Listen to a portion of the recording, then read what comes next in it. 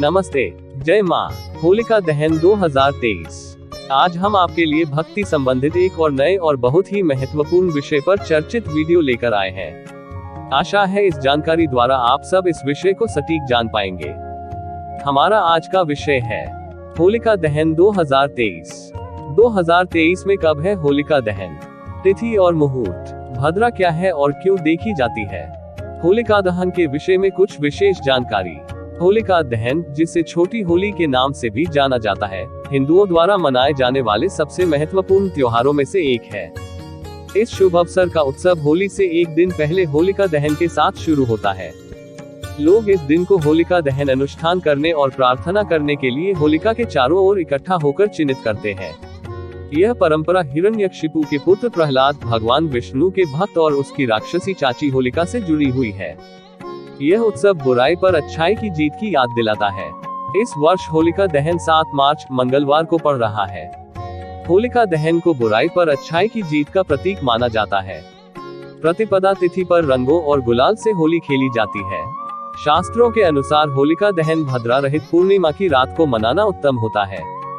चूंकि होलिका दहन प्रदोष काल में ही किया जाता है, ऐसे में फाल्गुन पूर्णिमा पर शाम के समय गोधूली बेला में अगर भद्रा का प्रभाव हो तो होलिका दहन नहीं करना चाहिए। आइए जानते हैं साल 2023 में होलिका दहन पर भद्रा का साया है या नहीं। होलिका दहन तिथि, फाल्गुन पूर्णिमा तिथि आरंभ 6 मार्च 2023 सोमवार सायं 4:18 से यह तिथि प्रारंभ होगी। फाल्गुन पूर्णिमा तिथि समाप्ति 7 मार्च 2023 मंगलवार सायं 6:10 पर समाप्त होगी। उदयातिथि के अनुसार होलिका दहन का त्योहार 7 मार्च को ही मनाया जाएगा। भद्रा काल समय, इस बार होलिका दहन 7 मार्च मंगलवार को है। वहीं भद्रा काल का मुहूर्त 6 मार्च 2023 को सायं 4:48 से लगेगा और 7 मार्च 2023 को प्रातः 5:14 पर समाप्त हो जाएगा। तो इस हिसाब से पंचांग के अनुसार इस बार होलिका दहन पर भद्रा का साया नहीं है। होलिका दहन पर क्यों देखते हैं भद्रा काल? होली की कथा के अनुसार मान्यता है कि भद्रा के स्वामी यमराज होने के कारण इस योग में कोई भी शुभ काम करने की मनाही होती है।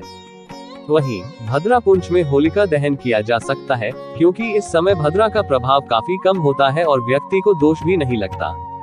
होलिका दहन 2023 मुहूर्त, होलिका दहन के लिए 7 मार्च को सायं 6:31 से रात्रि 8:58 तक शुभ मुहूर्त है। इस बार होलिका दहन के लिए 2 घंटे 7 मिनट तक का समय मिलेगा। होलिका दहन की पौराणिक कथा। होली की पौराणिक कथा के अनुसार प्राचीन काल में हिरण्यकश्यप नाम का एक राजा था। वो घमंड में चूर होकर खुद के ईश्वर समझने लगा।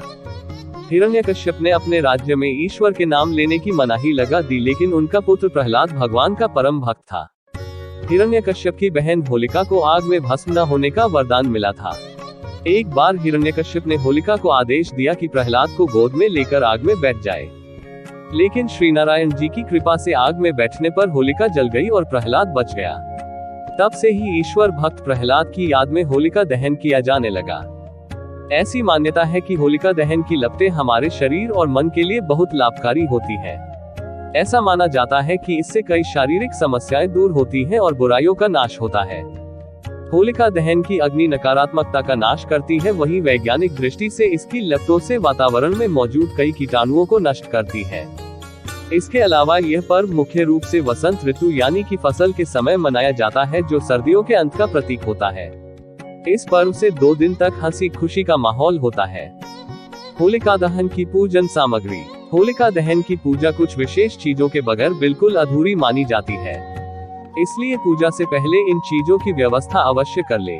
इसमें 1 कटोरी पानी, गोबर के उपलों से बनी माला, रोली, अक्षत, अगरबत्ती, फल फूल, मिठाई, कलावा, हल्दी का टुकड़ा, मूंग दाल, बताशा, गुलाल पाउडर, नारियल साबुत अनाज आदि होने चाहिए। होलिका की पूजन विधि। होलिका दहन में होली का पूजा के बाद जल अर्पित करें। इसके बाद शुभ मुहूर्त के अनुसार अपने घर के किसी बड़े बुजुर्ग व्यक्ति से होलिका की अग्नि प्रज्वलित करवाएं। होलिका की अग्नि में फसल सेके और मुमकिन हो तो इसे अगले दिन सपरिवार ग्रहण अवश्य करें। कहा जाता है होलिका दहन के दिन किया जाने वाला यह उपाय जो कोई भी व्यक्ति करता है, उसके जीवन में निराशा और दुख का साया नहीं आता है।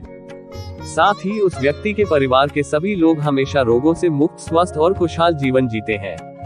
आप सभी को होली की हार्दिक शुभकामनाएं। यदि इस जानकारी द्वारा आप संतुष्ट हैं या फिर इससे संबंधित अन्य जानकारी प्राप्त करना चाहते हैं तो कमेंट करें और अपना सुझाव प्रकट करें, आपकी प्रतिक्रिया का निवारण किया जाएगा। ऐसी ही भक्ति संबंधित जानकारी के लिए हमारे चैनल कालिदास का प्रोत्साहन सब्सक्राइब करके और लाइक्स करके करते रहें। धन्यवाद।